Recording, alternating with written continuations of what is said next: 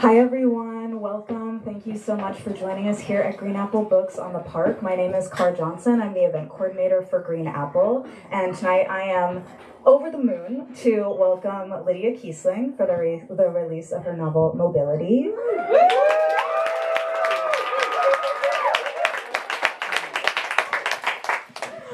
Lydia is joined tonight in conversation by Rahawa Haile. Let's give a hand for Rahawa.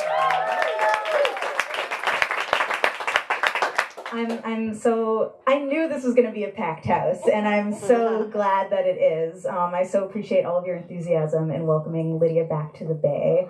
I'm really glad that you get to be back here. If I'm not mistaken, we got to celebrate the Golden State launch together. So here we are again. Oh my gosh, the hits keep on coming.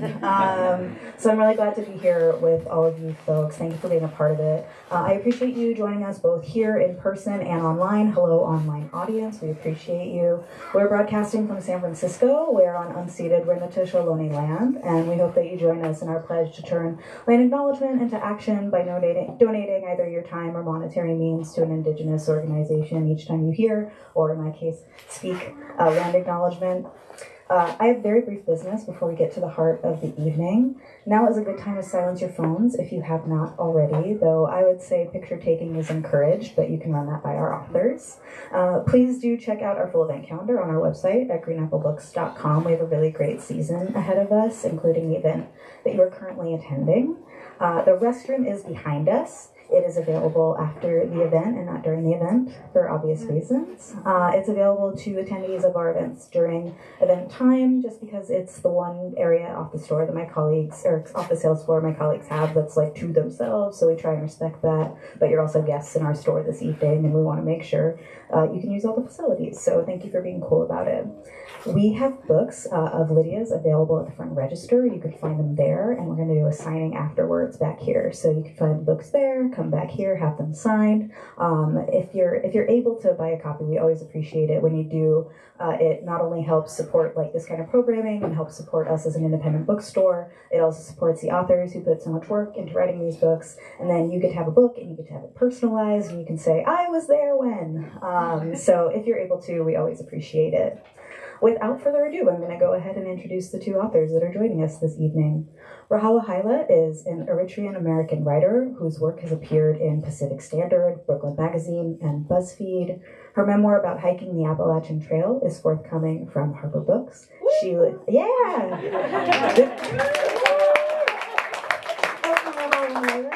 great.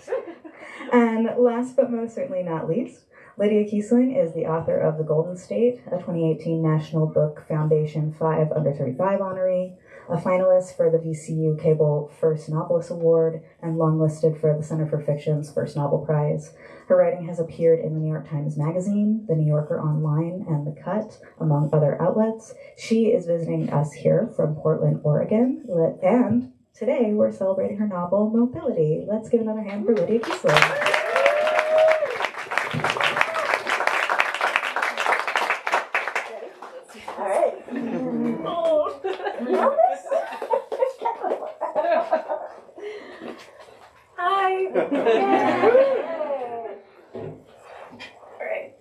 We're old now. It's awkward to adjust ourselves into the seats. Yeah. Thank you for being here. Thank you for being Thank you all for being here. I'm seeing I have family members, former employers, coworkers, loved ones of all kinds. So I'm so happy to see all of you, and I'm really grateful to Car and Green Apple for hosting us tonight and just being huge supporters of my work since the first work that I had. I'm going to read. Please. I think I'm actually now I'm worried it's going to be too long, so I might just abruptly stop, or I just might go for a long time, and then you don't have to do as much stuff.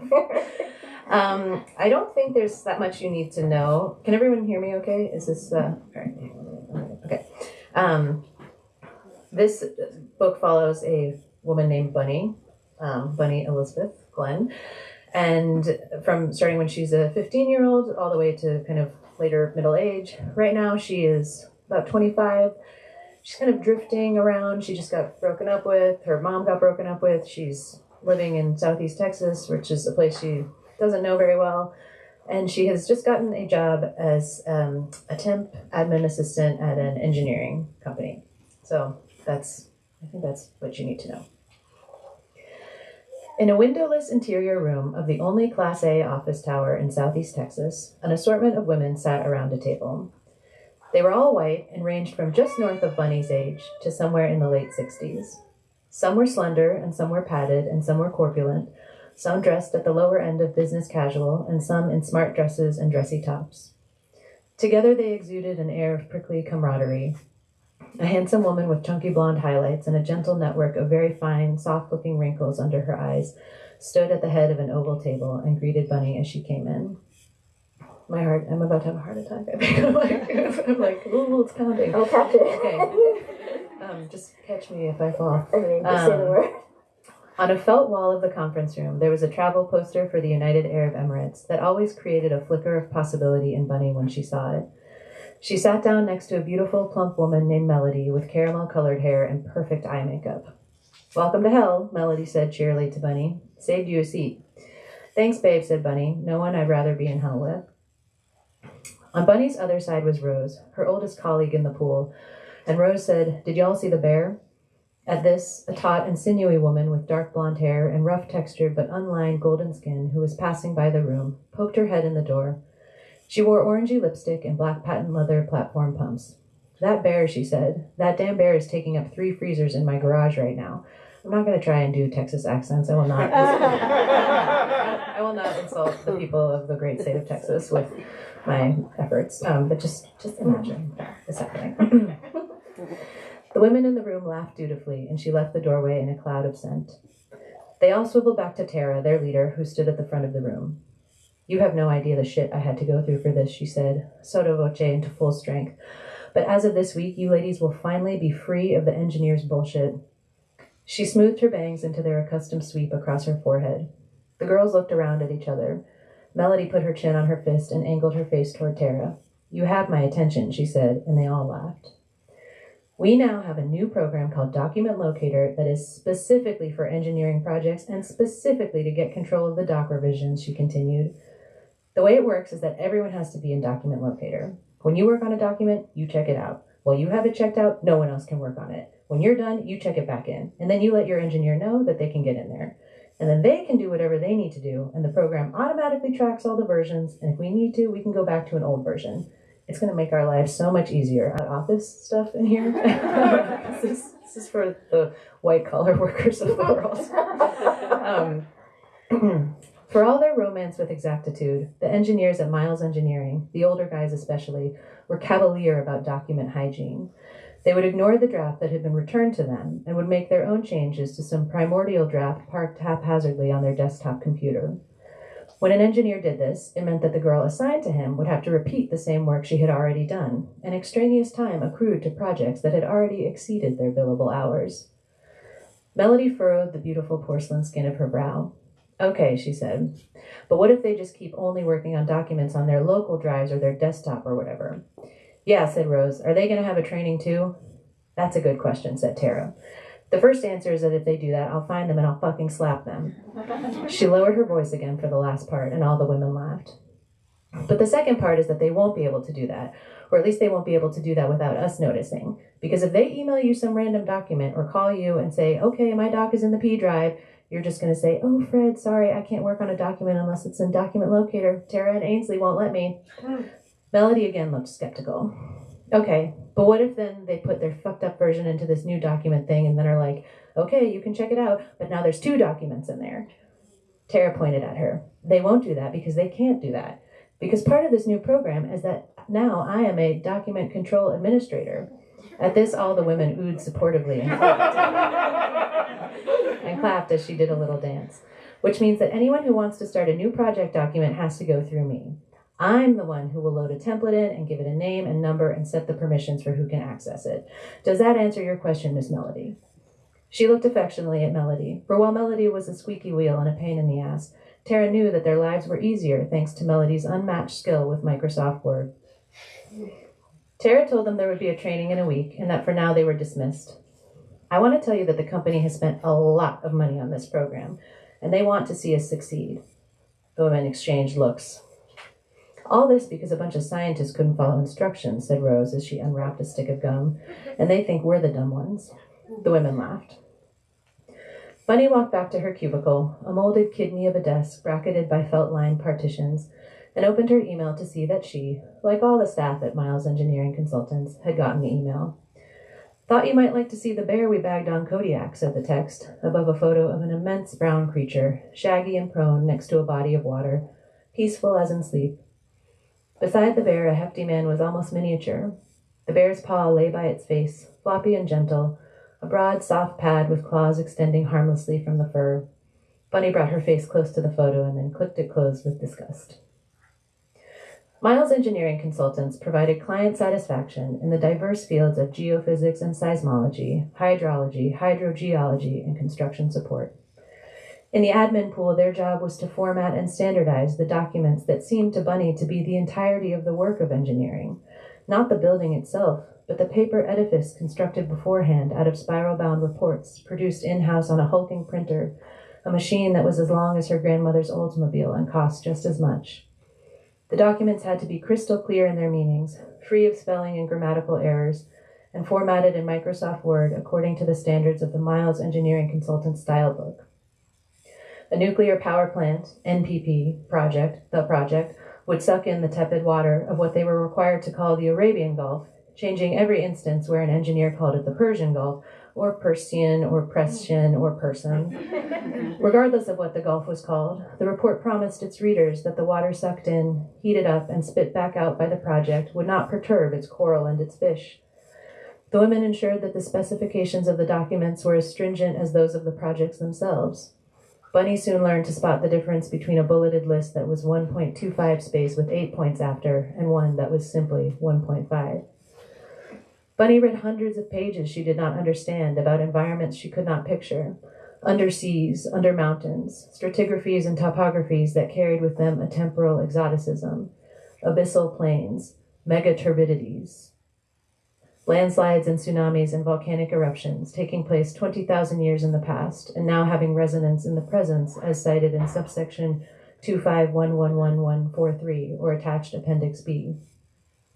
The correspondence of headings and subheadings was one of the crucial places where the engineer's tinkering could mangle a revision, and the women combed through their pages to make sure each heading corresponded with every such reference in the text. It was remarkable what could happen to a document passed between 10 different people of various temperaments and work styles in 2 different countries on 15 different computers with software and hardware of wildly disparate age and quality. A paragraph lifted from a colleague's report written on Word 1995 or Word XP and then stuck into a template provided by the admin pool in Word 2008 was a wrench dropped down a deep well, ricocheting off steel until the entire mechanism was mangled with error. From the women at Miles Engineering Consultants, Bunny learned to fish, to delicately lower the cable down into the depths until the offending part could be located and removed. Why had the cursor stopped blinking? She could make it start again. Sometimes the women gathered in the repro room to carry out collective feats of construction, printing, collating, folding, and assembling documents produced by the majestic printer.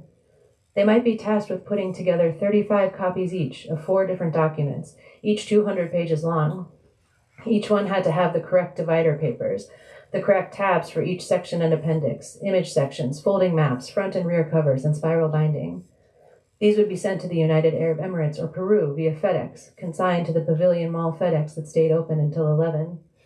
Tara would race them to the mall in her car, boxes full of documents that 35 unknown people on the other side of the world would come together around a conference table to read. One of these shipments could cost thousands of dollars, they were told, and a single mistake would ruin the whole batch. In the fluorescent light of that windowless room, the printer generating immense heat and noise, the women of the admin pool achieved something like flow. They exited the repro room and wheeled dollies loaded with FedEx boxes into the parking lot, only to find that it was night, and they would glance briefly at the stars. I think I'll stop there.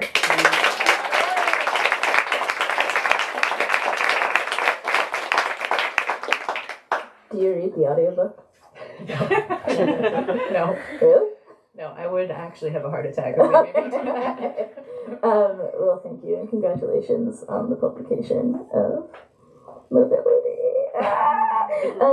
Would you summarize quickly what this book is about, since it's only been out for 2 days and most people don't know about Bunny? That's the worst thing you've ever made me do. It's my job.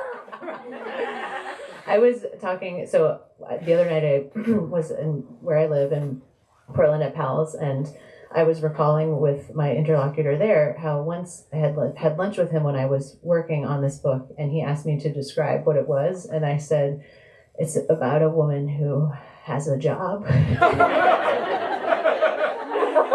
And he was like, please find a better way to talk about it. My new kind of tagline that I've come up with is that it's about the way that oil moves through the world, and about how one particular person moves with it. But that's a little bit cute. So it's about a woman named Bunny. She first works, she's drifting around. She has an upbringing in the Foreign Service where she's watching in 1998 in Baku, Azerbaijan, where her dad is posted. She's watching many representatives of multinational oil companies and many sort of like independent operators and mercenaries flood in following the collapse of the Soviet Union, very anxious to sort of get their hands, get a piece of the massive oil wealth that is under the Caspian, and which belongs to countries like Azerbaijan and Kazakhstan and Turkmenistan. But this takes place in Azerbaijan. So she's watching that and just sort of like mostly just picking which guy is like the hottest that she sees around her, and kind of she's thinking, a teen, right? Yeah, like she's a teenager. Yeah, she's 15. She's thinking about like the mortifying things that happen in high school, and feuding with her older brother, and like paying attention but also not paying attention. And then when she's in her mid-20s, she finds herself kind of washed up in Southeast Texas, where her family is from, but where she has not lived because she was a Foreign Service brat. And she, I don't know if those of you who are on the job market with a humanities degree in 2008, 2009, or probably now too, who knows. But yeah, there's a lot of like, I have taken the liberty of attaching my resume. And then nothing would happen. And so she, finds herself finally in this work that she's very glad to have, even though it's like completely unfamiliar to her.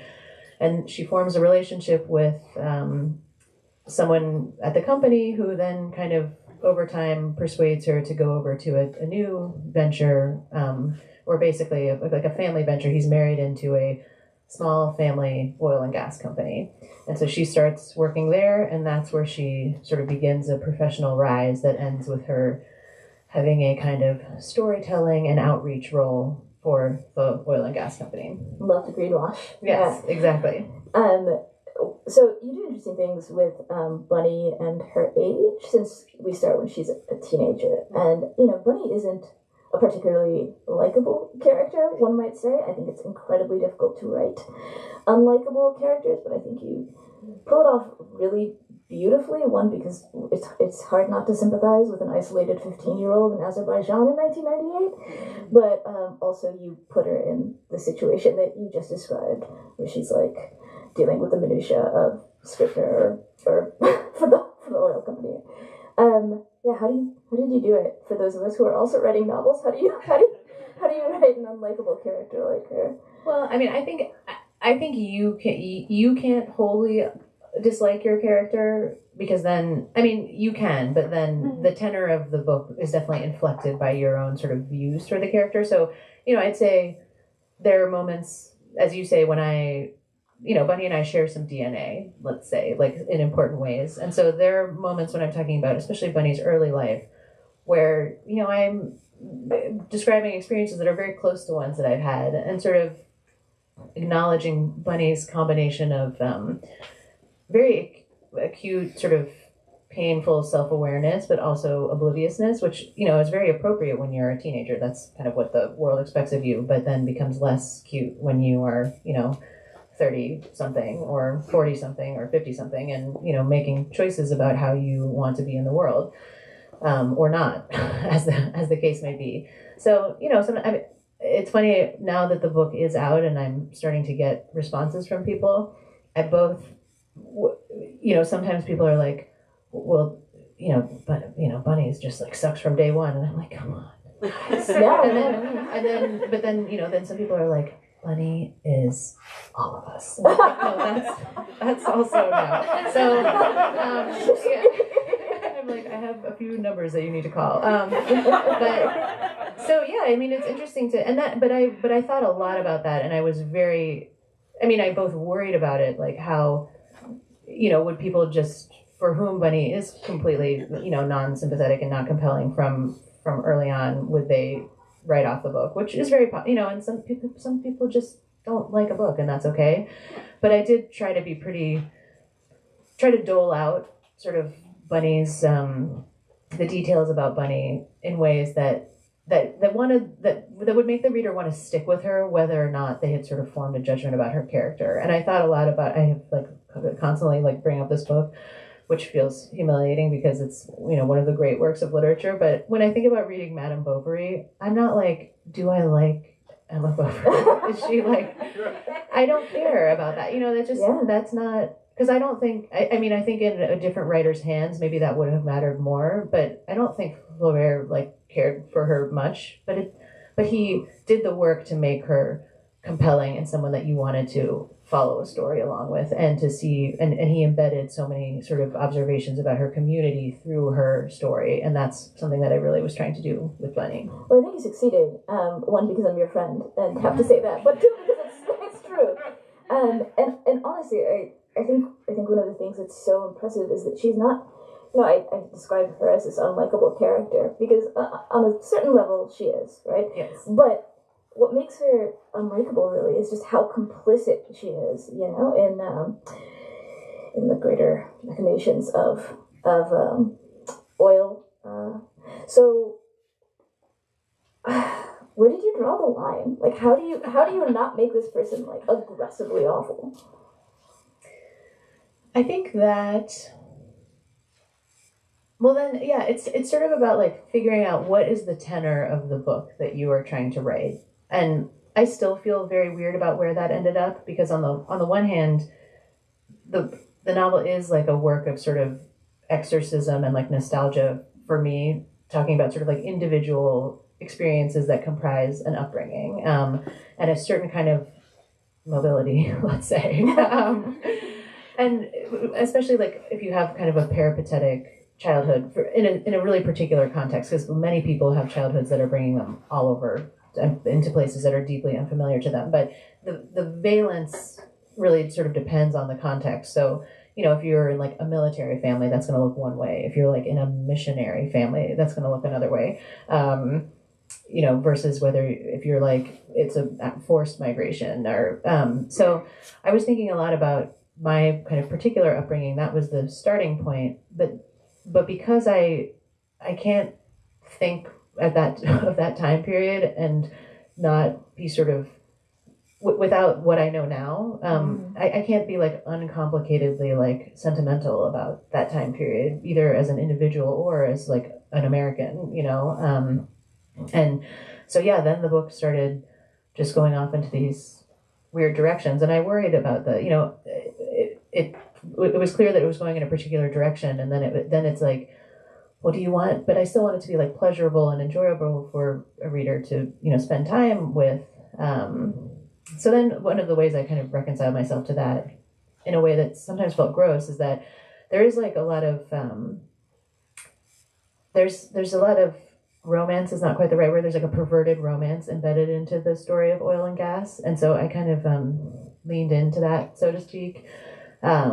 Just with the sort of letting Bunny become like really interested and sort of moved by the broader story of fossil fuels, without then doing the necessary work to imagine a world in which they are not being extracted and continuing to like kill people and ruin the environment.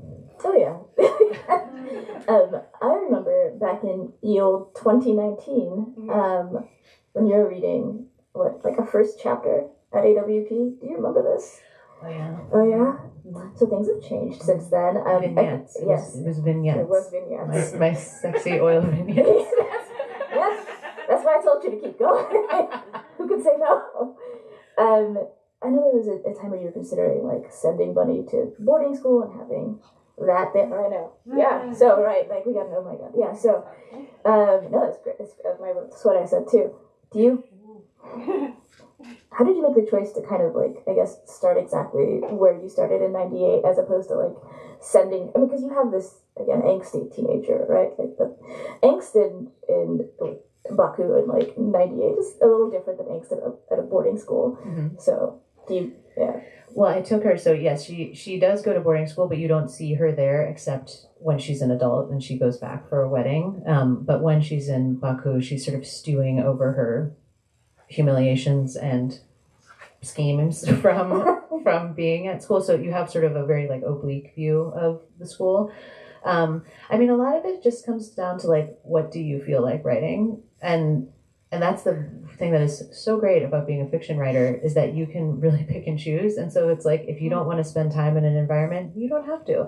You have to like engineer your narrative so that you can like successfully avoid it. And sometimes you'll find like, for example, I was not planning to write into the future at all, but then the book just didn't make sense to me without doing that. So, you know, something I resisted for a while, eventually I just was like, nope, this is happening. But but some things, you know, or you'll think like, you know, I don't really show Bunny like, you know, having an interaction with like this person in her family, or I don't show her like in this, you know, X, Y, or Z location. And then I would just be like, this is my book and I don't have to.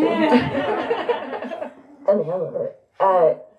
Did you set out to write a climate novel? A climate fiction? No, in no sense. Yeah. I think I wanted to, if anything, the things I was interested in, like, thinking about were kind of that, representing an experience that I now see as sort of like an agent of, like, being part of, an unwitting, but like being part of a sort of advanced team of like American supremacist action, because that is what's happening when you're like living overseas and in a foreign service family. I mean, it's not always like that sinister, but that is in the scheme of things. And then if you were looking at what was going on in that time period, so in 1998, you know, there's this huge oil and gas rush, but among other things, that is when America was pivoting from the Cold War to the War on Terror. And it was at a time that was not sort of in the public eye. The embassy bombings in Kenya and Tanzania happened in August of 2008. And at the time, Gina Haspel, who became the first female director of the CIA, was the station chief in Baku. And under her watch, like, it later became known that she like had someone snatched in sort of pursuit of that, the investigations that followed that. And so that was like a very early example of like extraordinary rendition and extrajudicial action that would then characterize the next on and on. So I was thinking kind of more about that, but then oil became so, it was clear that oil was such a part of that. And then I did become kind of like seduced by the narratives of oil in a way, that's sort of where the book went. And then so the things, the War on Terror is like, I would say like a sub-current in the book. It felt important to me that it's there, but it's not as present certainly as other aspects. I mean, the anti-capitalist vibes are present throughout the book, I would say. I also know that you went back to Azerbaijan recently-ish, before completing. I had never been before. Oh, okay, yes, went to Azerbaijan. Mm-hmm. How did that inform the writing? I mean, I had to, like, so one very big difference between this and the Golden State is, I mean, I put like a thin veil of fiction and like a new name on the town, and shout out to my cousin who knows the town intimately, but like that is so rooted in like a town that I am familiar with, and like a house that I know, rooms that I know, streets that I've been on. And I don't think I had the confidence as a fiction writer, so nascent as a fiction writer, to imagine things.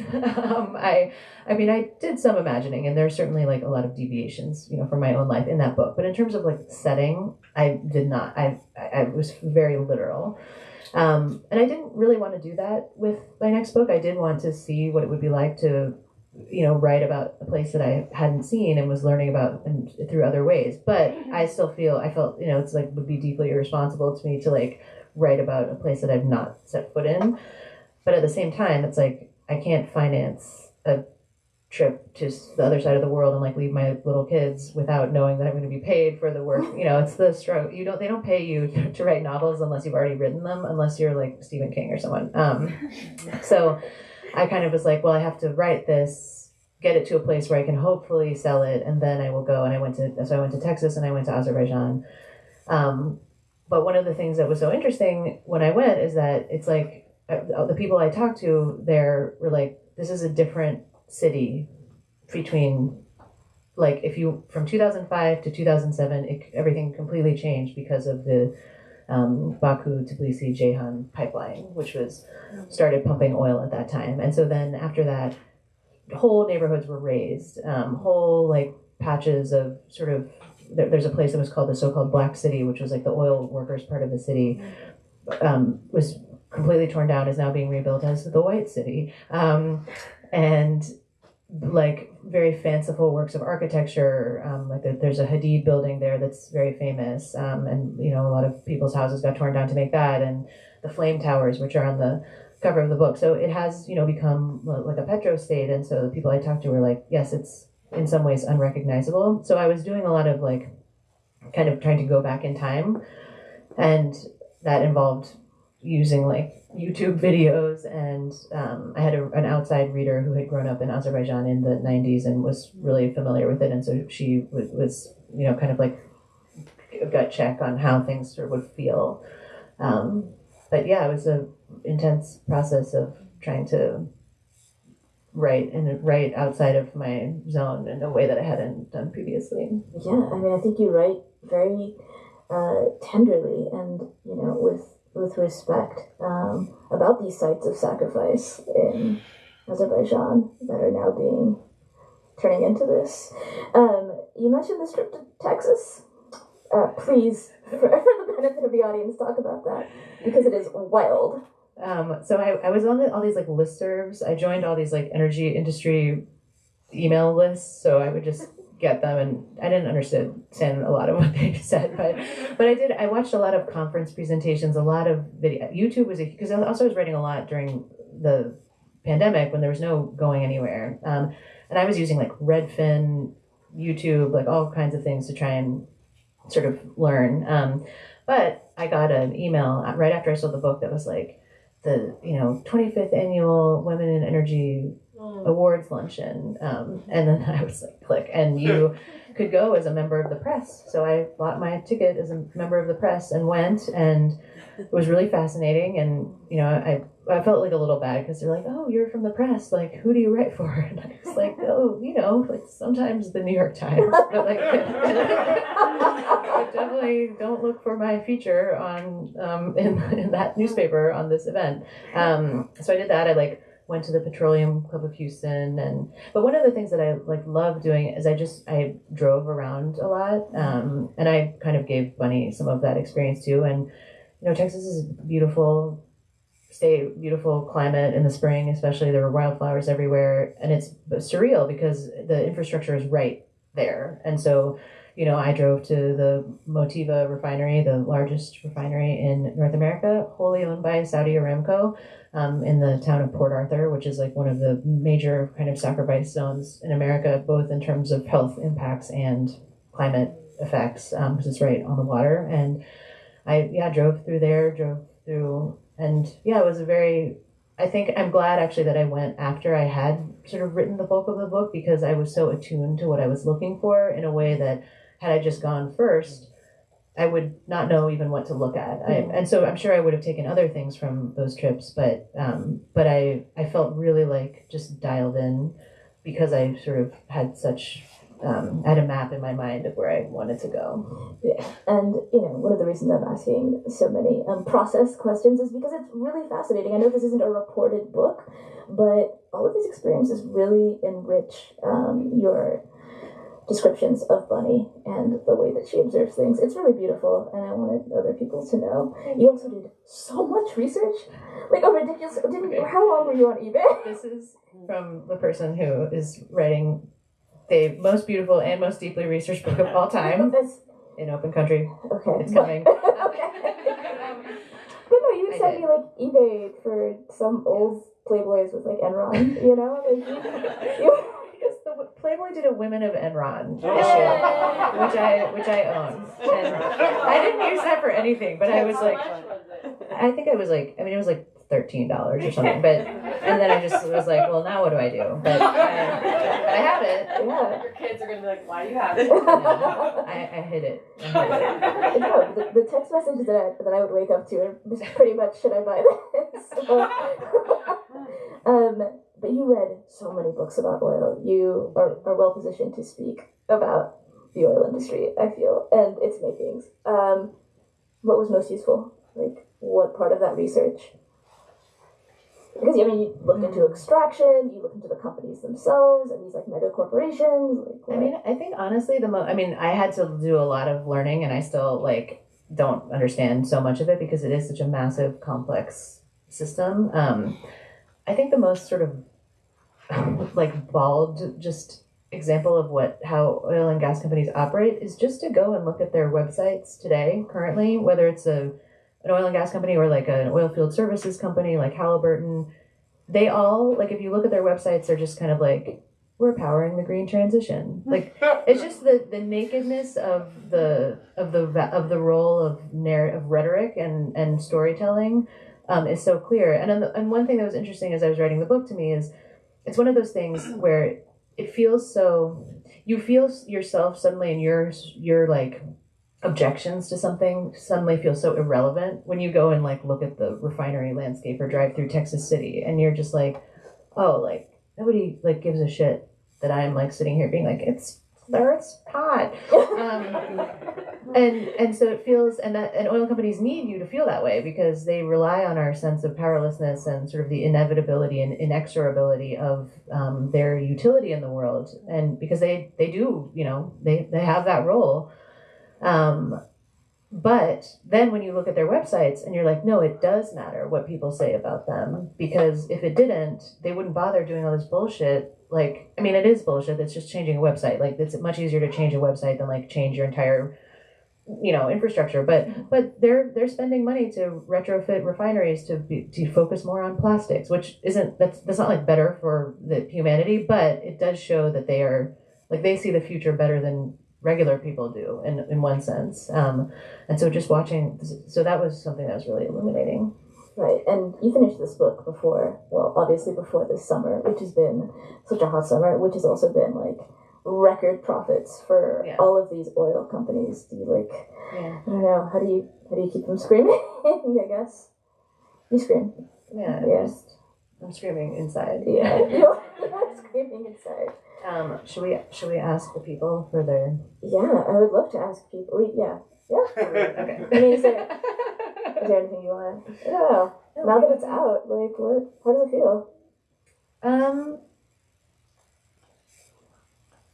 It's strange because I really did. There was a time especially during sort of peak, early pandemic time period, when I just didn't look. You know, there was like a 5-month stretch that I didn't open the document, or a 7-month stretch that I didn't open it, and I was like, well, I'll just never do this. But then I don't know. Then it got done, and so. And, you know, you helped me by just like supporting me as a friend through that, and other people who are here, you know, did the same. And so I'm glad that it's done. But of course, it's like, I was talking to Mangela Martin, who has an amazing book coming out in January called The Last Fire Season about wildfires. And it's amazing, and you got to look for it.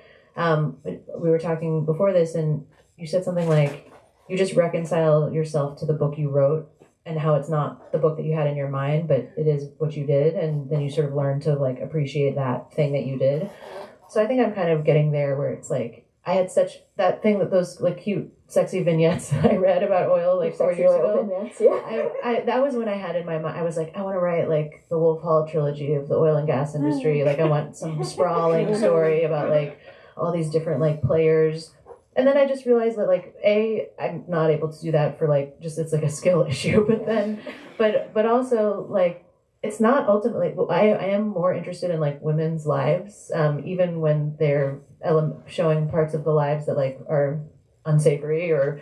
And so I had to come back to kind of the like this is a teenage girl just sort of being weird one summer. Yeah, and then drifting through life. Yes, and then so that's sort of how I reconciled myself to it and said this is how I'll tell my oil and gas story. So I still hope there's many people out there who are working on like some sort of giant wolf hall type thing about like BP because my God, the stories are there and there's so many of them and they like should all be illuminated in I was about fiction. to ask, like, who would be your Oliver Cromwell? Like, is it British Petroleum? I mean, British Petroleum is like they have so much to answer for. Yeah. Yeah. Okay. Well, with that, shall we open it up to questions? Yeah, over here. Okay. Thank you for the novel. It's fantastic, and reading about Azerbaijan and then Beaumont, and my family comes from Beaumont, so seeing it in there was fantastic. I actually want to ask you about the settings, though. So, how much of the narrative would have been changed had you picked Kazakhstan instead of Azerbaijan, or say Laredo instead of Beaumont? And were those conscious choices? Were they chosen first, and then the narrative came, or the narrative came, and then the locations were chosen? If you could speak to that. That is such a great question. And also, shout out to University of Chicago Center for Middle Eastern Studies, 2010 to 2012. Hey! I'm so happy to see you.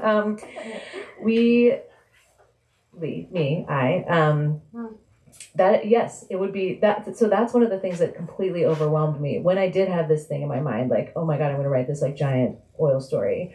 Was that like, you have to pick something. And so one of the great, like kind of iconic Petro novels is called Cities of Salt by Abdulrahman Munif. And, he was like stripped of his Saudi citizenship for writing it. It's massive and it's about, it's a fictionalized version of Saudi Aramco and its origins.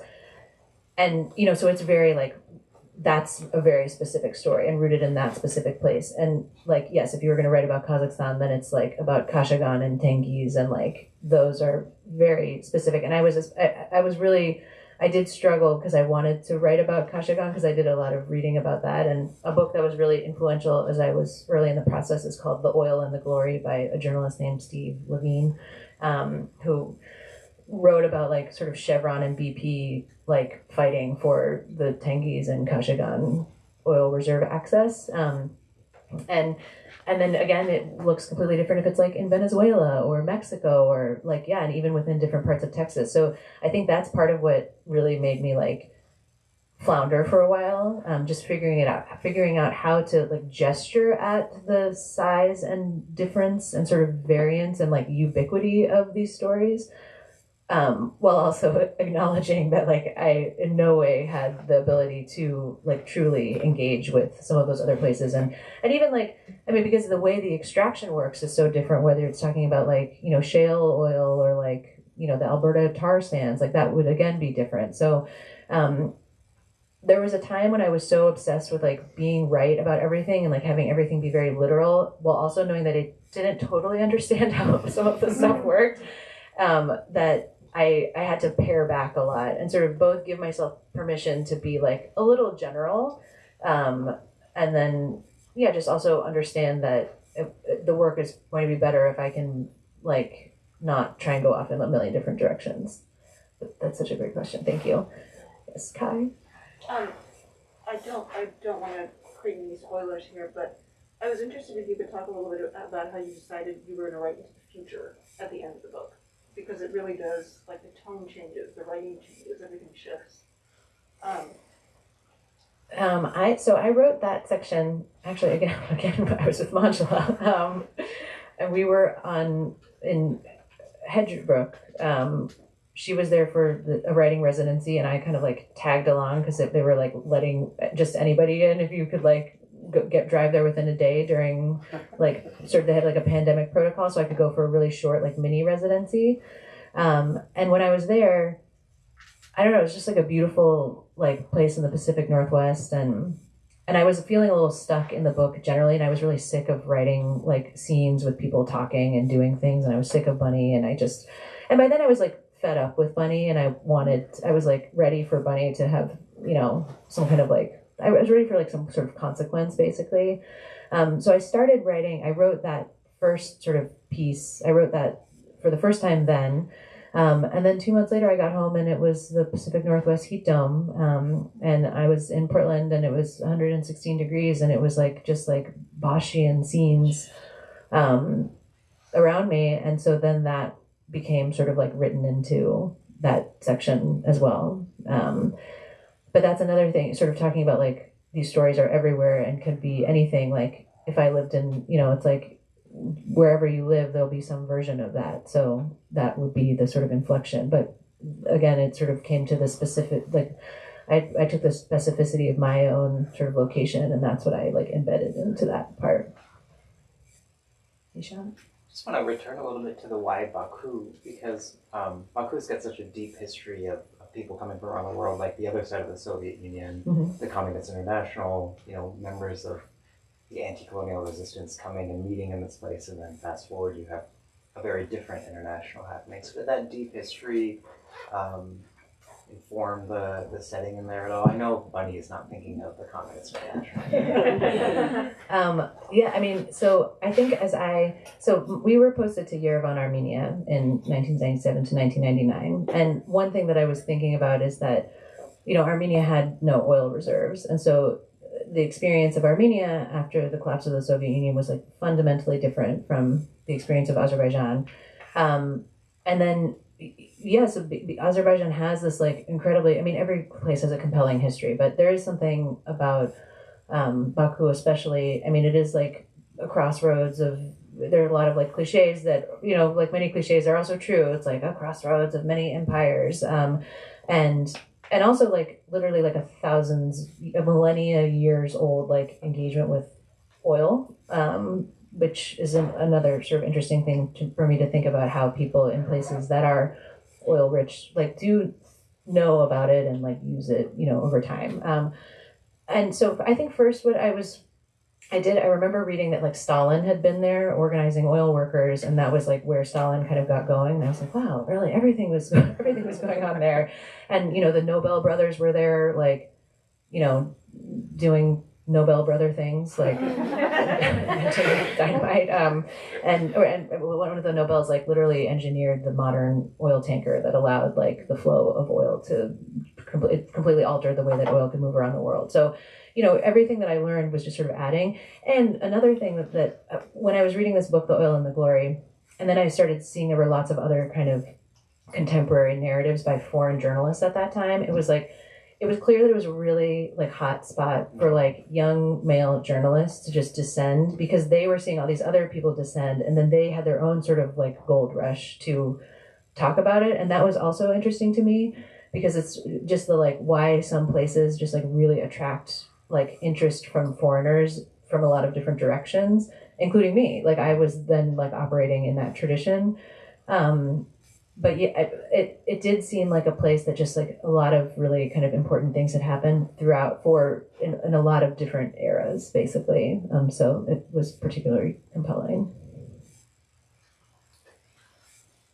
I have a question about storytelling. You mentioned earlier that the oil and gas industry has very powerful storytelling, and it's very important to them. And I'm wondering if you could talk a little bit about why you chose that job for Bunny, and also how you thought about yourself as someone who's also a storyteller, telling a story of oil and gas. Thank you, Anna. That's a wonderful question. I mean, I think for Bunny, so one of the things that Bunny becomes like very tied up in is sort of like improving like the position of women in the oil and gas industry. And women are like incredibly underrepresented in the industry, you know, like deal with a lot to be there, especially women with line jobs and like working on oil rigs. So, you know, Bunny sort of like allies herself with that struggle in a way that feels like that's her sort of action that she can take. but then I think that's a lot of the job I gave her is rooted in that feeling. So when she goes and works in this engineering company, which is not oil and gas, that's just like, they're building dams and she's reading the reports. And that is a job that I had in suburban Pennsylvania in 2009. I think I had a sense at that time that like, that was going to be the only kind of job I could ever do. Because I had no skills. I had no skills that matched the market like in front of me. And that itself is untrue because it's like a way that people tell humanities people like that they're worthless, but then it turns out they actually can do lots of different things. But I imagine, so for Bunny, what would sort of climbing the ladder look like for her with the set of skills that she does have, which are kind of narrative and what are, things that are considered like soft skills, but actually turn out to be like really important. And then, I think the sort of meta aspect of it was something, that was like a place where I felt a certain amount of complicity, like alongside Bunny, because in order to talk about Bunny, I had to really embody and parrot the stories about, oil and gas companies being like fundamental to the energy transition and being fundamental to like the raising the standard of living for everybody, which are they're such easy things to believe because in one sense they are true, and that's why they're like so dangerous. And so I wrestled with that because the book I'm writing is, I tried to have some distance to show like I don't only think this. But then, a novel is boring if the novelist is sitting there like anxiously being like, "I'm not bad. I'm fine." And so, there was a lot of like figuring out where this kind of slippage and where the distance should be was something I wrestled with. Yeah, and you get. Oh, okay. Well, sorry.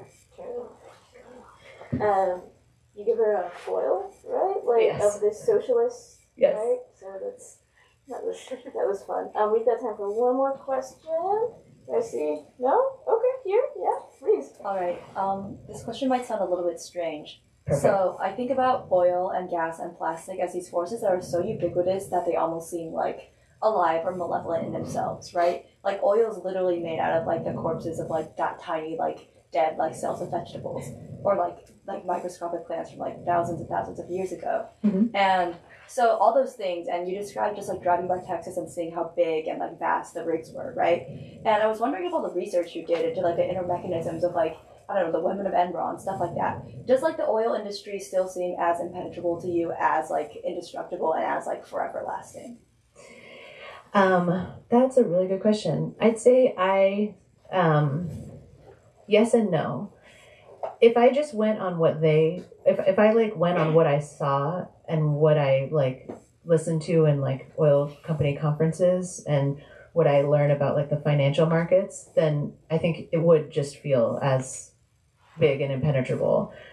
But it's in reading other people's sort of accounts and people who have a sort of long expertise and a meta view, and like a lot of moral clarity about how change happens and how to like build power. That's when I start to think, oh no, it's not impenetrable. So I read a couple of books that sort of in this process that helped me sort of think about it differently. One is This Changes Everything by Naomi Klein, which does a really good job of being like, of both, indicting oil and gas companies for what they are doing, but also saying, but this is the way forward. This is how we think about building power. And then also, just thinking about like our energy grids. And then I read a book called Revolutionary Power by Shalonda Baker, who now holds a position in the Department of Energy, and her family is from Port Arthur.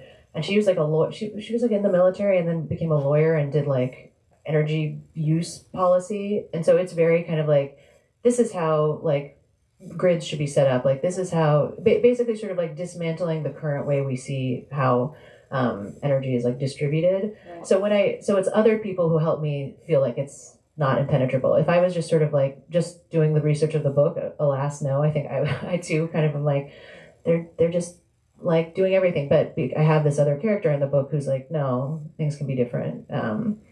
But the inertia and apathy, I think, that is encouraged just by the way life is set up for a lot of people can make that really difficult. Well, thank you so much, Thank you. Lydia.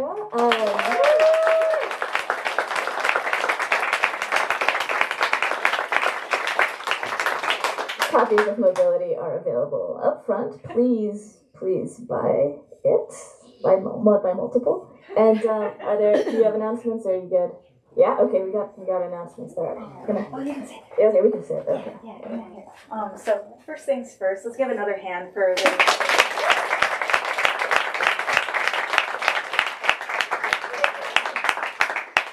Thank you. That's exactly what I was going to say. We have copies of Lydia's book at the front register. You can find them there. And Lydia, I'm going to have you set up at the back desk right here to sign books. Okay. And we'll wrap the signing line around this way. If you need to know where to go, I will gladly tell you. And we will see you next time. Thank you so kindly. Thank you for coming.